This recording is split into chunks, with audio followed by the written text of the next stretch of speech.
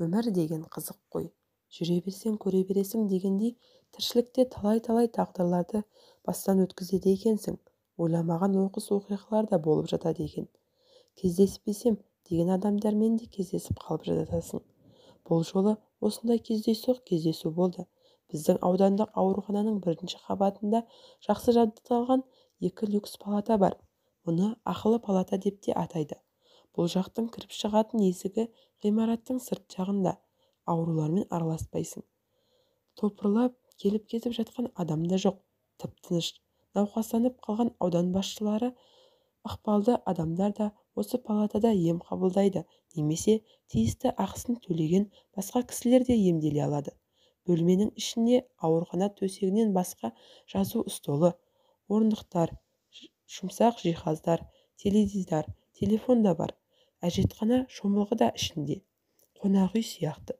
Осыдан біраз жыл бұрын осы люкс палатаның бірінде емделіп жаттым. Екінші палата бос тұрған. Бір күні сәске қарай дәрі-дәрмектерімді қабылдап болған соң дәлізге шығып тұрғам. Сыртқы есік ашылып, қасында кіп-кішкентай әрі қайыстай қатқан қара шалы бар бас дәрігер кірді. Мені көріп сәлемдесті де әлгі кісіні бос тұрған люкс палатаға апарып жайғастырды. Ағасы, осында 2-3 күн түнеп шығуыңызға рұқсат етемін. Онан әрі мүмкіншілік жоқ, деп бас дәрігер шығып кетті. Сәлден кейін әлгі қара шал маған келді. Келіңіз, отырыңыз, деп жұмсақ диванға жайғастырып, электр шайнекті тоққа қосып, үйден келген дәмді шығардым. Ақсақал, жөн сұрасып отырайық, қайдан келдіңіз, қандай науқаспен түстіңіз, деп сөз бастадым. Інім, мен емделуге келген адам емеспін. Барар жер басар тауым болмағандықтан аудандарды аралап, бұрынғы аралас-құралас қызметтес болған дәрігерлерге барып, қонып, түстеніп жүрген жайым бар. Бәрібір бұрын өзің істеген қызметтес жүрген кезіңдей болмайды екен. Баяғы көз көргендердің Құдайға қарағандары болмаса, кейбіреулері қабақтарын кіржитіп жақтырмай қарсы алады. Имандылары болса бірер күн үйлеріне түнетіп, немесе 2-3 күн ауруханасының бір бұрышына қондырып шығарып салады. Үйі жоқтың күйі жоқ деген осы. Мына сендердің бас дәрігерлерің Серікханды да бұрыннан танушы едім. Кезінде көп жәрдемім де тиген. Соны бұлдағандай болып келіп отырған жайым бар. Бір кішкене жұмыс құрқалтайдың ұясындай ұя тауып береме деген есек дәмемен келіп едім. Бірақ үмітім ақталмады.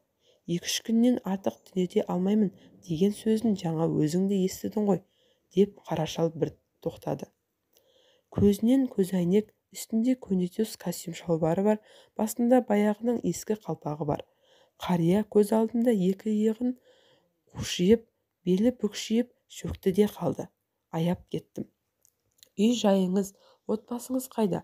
Неге мұндай күйге түстіңіз деуге дәтім бармай, шай ішіп, дәм татыңыз деуден әрі аса алмадым. Бірақ ішкі әлемім астан-кестең. Сөз ләміне қарағанда кезінде әжептәуір қызмет істеп, талайларға шарапаты тиген кісі сияқты. Ал енді қартайғанда бұған не болды екен? Осы кезде есік ашылып, менің емдеуші дәрігерім келді. Аққұба өңді, сұңғақ бойлы, сұлуша келген жігіт ағасының дене бітімі де тіп-тік, әдемі. Үстіндегі ақ халаты да оны мүлде ажарландырып жібереді екен. Жуырда ғана Атырау жақтан бізге терапевт болып ауысып келіпті. Есімі Қалижан.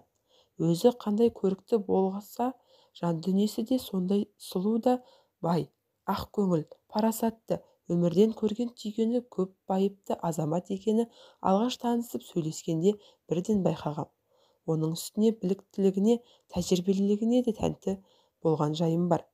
2-3 жылдан бері 2 бүйрегім ашып, ауырып, әбден мазалай берген соң, аудандық аурухананың бас дәрігері Серікханға барып жайымды айтқан едім. Ол маған 2 бүйрегімді УЗИге түсіріп, нәтижесін алып келу үшін облысқа жолдама бергізген соң УЗИден өттім. Ондағы мамандар бір бүйрегіңіз семіп бара жатыр екен, кішірейіп кетіпті, деп 2 бүйрегімнің де көлемін жазып берді. Сонан соң бұл нақтаманы алып, облыстың бас урологына барып едім. УЗИдің нәтижесін қарап көрді де, ауруханаға жатыңыз, отаның ақшасын төлесеңіз болды, кішірейген бүйрегіңізді кесіп тастай саламын, деп күледі. Өзінше қалжыңбас, қылжақбас біреу сияқты. Көрерміз деп ауданға қайттым. Бірақ отаға түсіп бір мүшемнен айырылуды іштей қалап тұрмағаным аян. Аудандық аурухананың бас дәрігері Серікханға келіп жағдайымды айттым. Мәке, деді ол УЗИ-дің нәтижесін қарап отырып. Бізге жақында Атыраудан бір жақсы дәрігер ауысып келді. Сол кісімен кеңесейік. Серікхан телефонмен өзі айтқан дәрігерді кабинетіне шақырып алды да мені табыстады. Ол мені арнайы кабинетке ертіп барып, кушеткаға жатқызып, екі бүйрегімді сыртынан әрі түрткілеп, бері түрткілеп, ауыра ма деп сұрады. Ауырмағанын айттым.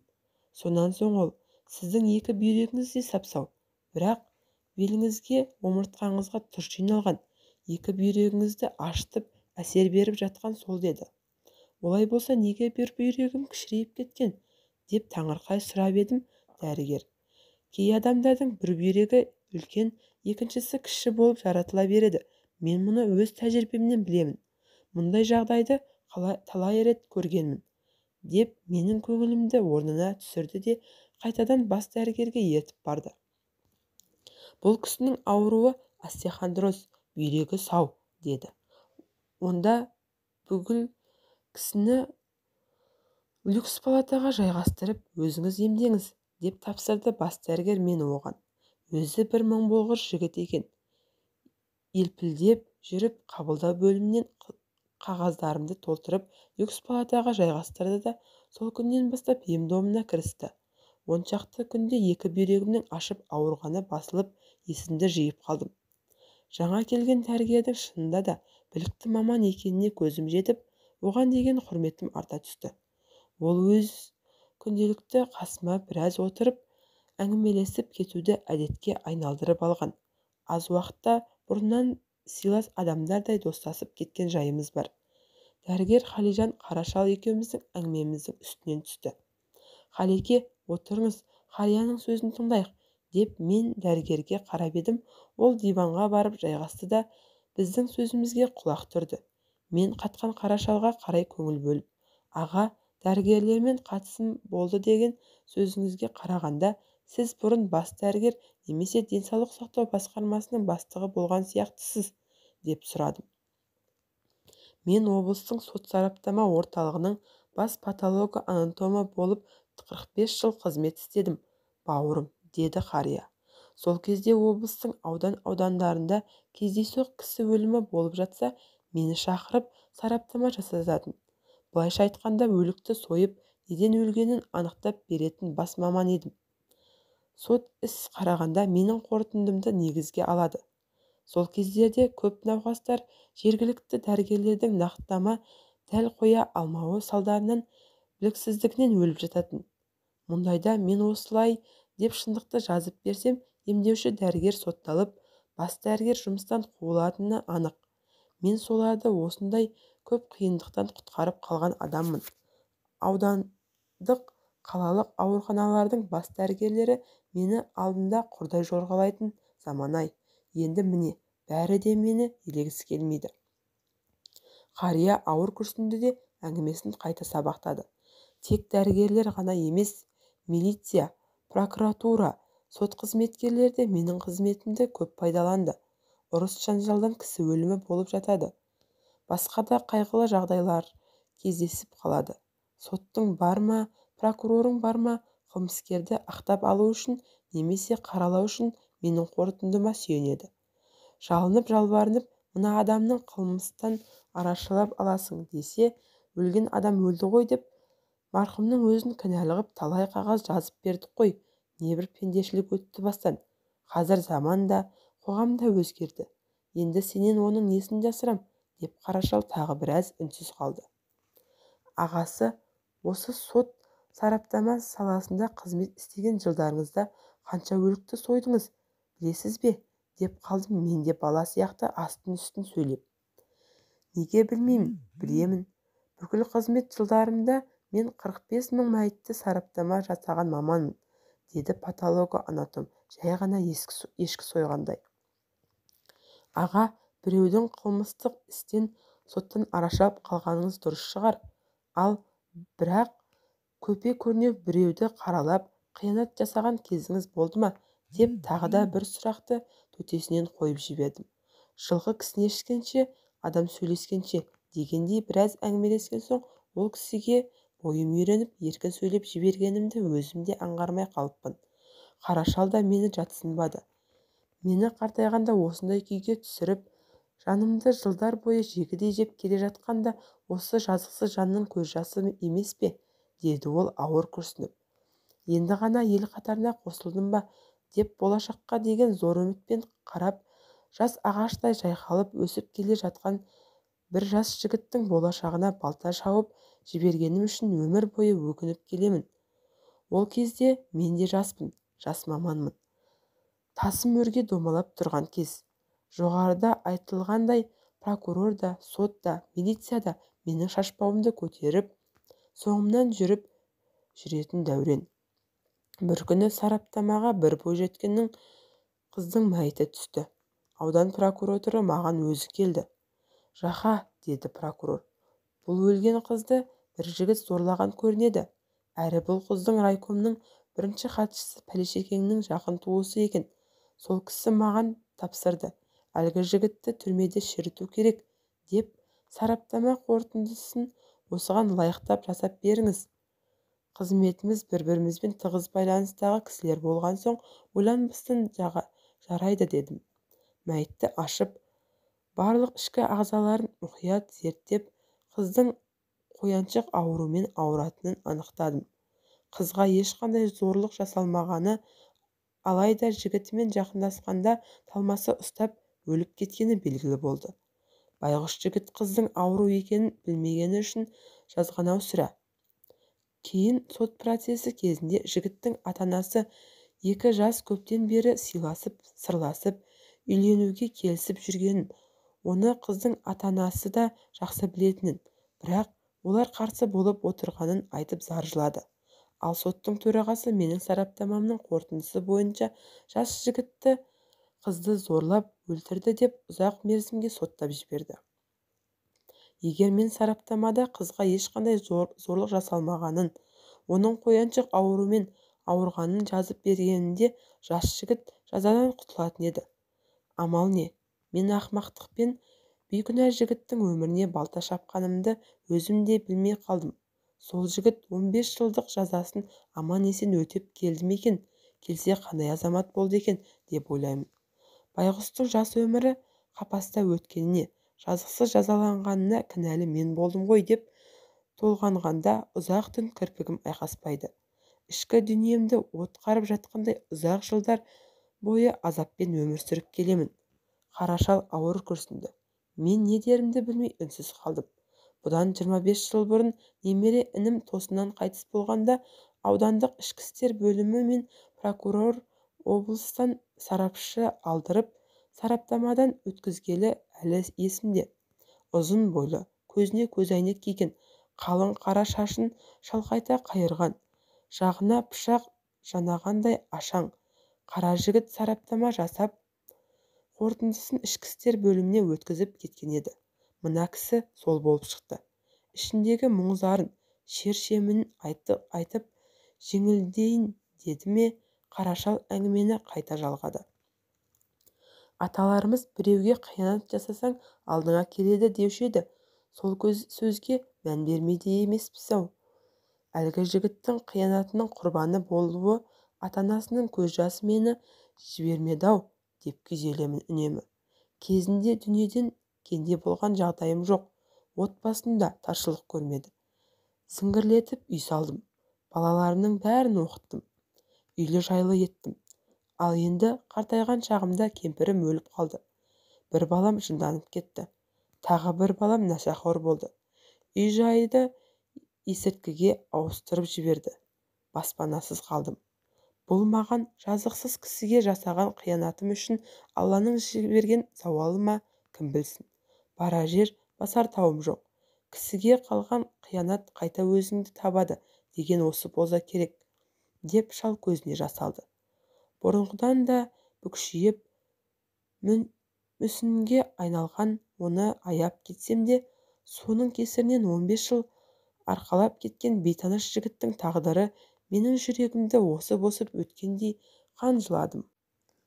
Аға, сонда сот сараптамасының қорытындысын жалған жазып, құрбандыққа шалған жіберген жігітіңіз мен болатынмын, деді кенет дәрігер Қалижан. Қара шал да, мен де оған жалт қарадық. Әдеміше аққұба жүзі шүберектей бозарып, құп-қу болып кетті.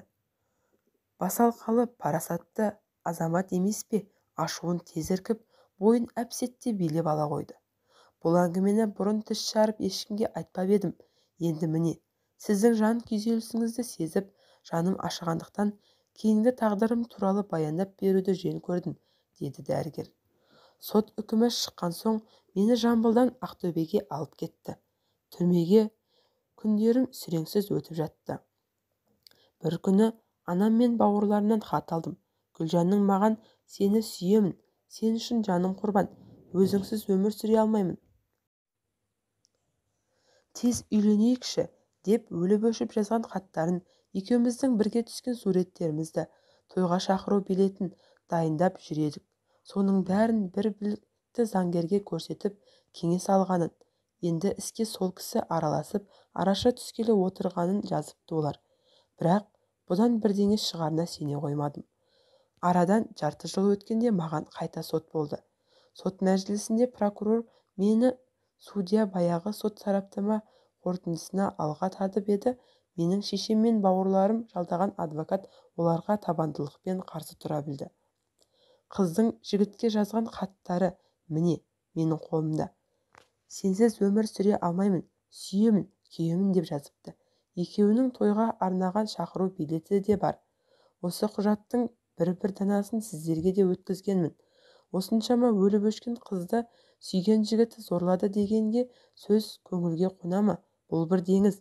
Екіншіден, қыздың жас кезінде бір қояншықпен ауыратыны, аудандық ауруханадан есепке тұратыны туралы мәліметтерді таптым. Анықтамасы мынау.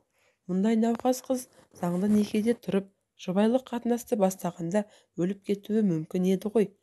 Бұл аз десеңіз, жігіттің кінәсіздігін дәлелдейтін айғақтарым тағы бар, деп қорғаушы бір құшақ қағазды соттың алдына қойды. Алғашқы күні сот сараптамасы осымен аяқталды. Екінші күні сот жарыс сөзге көп созбай бұрынғы үкімнің күшін жойып, мені бостандыққа шығарды. Елге баруға ұялған соң Ақтөбеде қалып, зауытта жұмысшы болып істедім. Жыл бойы сабаққа дайындалып, келесі жылы Ақтөбе мемлекеттік медицина институтының емдеу ісі факультетіне оқуға түсіп, 6 жыл оны ойдағыдай бітіріп шықтым. Ұзақ уақыт Ақтөбеде, Атырауда, қалалық және облыстық ауруханаларда қызмет істедім. 30 жылдан соң ел жаққа оралған бетім осы. Келіншегім де дәрігер, 3 баламыз бар, деп менің емдеуші дәрігерім Қалижан Қарашалға қарады. Ойпырмай, інім, бар екенсің ғой, тірі екенсің ғой, жақсы азамат болыпсың, кешір мен бейбақты, деп Қарашал дәрігердің алдына жүрелеп отыра кетті. Ақсақал, тұрыңыз, мен сізді баяғыда-ақ кешіргенмін. Қыздың ағайыны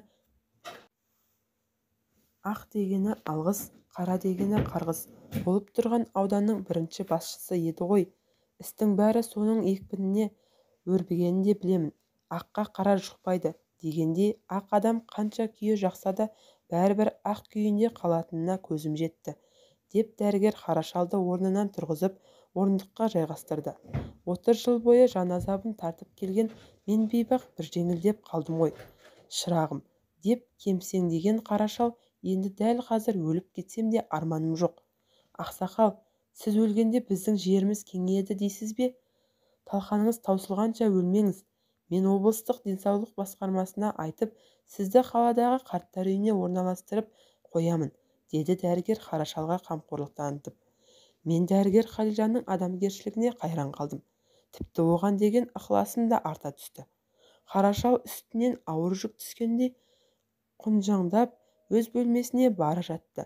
Жүрегі кең, адал ниетті дәрігердің қолы да шипалы екен.